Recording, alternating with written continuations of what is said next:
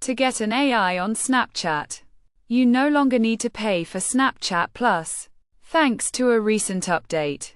To access the AI, simply swipe from left to right to go to your chat. And at the top, you should see the AI option. Select it. And if it's your first time using it, you'll be notified that it's an experimental chat box. Just select, it's set, and you can start using the AI. If you don't see the AI in your chat, make sure you have the latest version of Snapchat installed on your iPhone or Android phone. Update the app by closing Snapchat, opening the App Store, searching for Snapchat, and selecting Update if an update is available.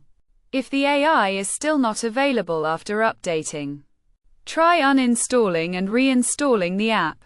If it's still not working, it's likely because the feature has not been rolled out to you yet, as Snapchat is slowly releasing it to all users. In this case, you just need to wait. Ensure your app is up to date, and you should have access to the AI shortly.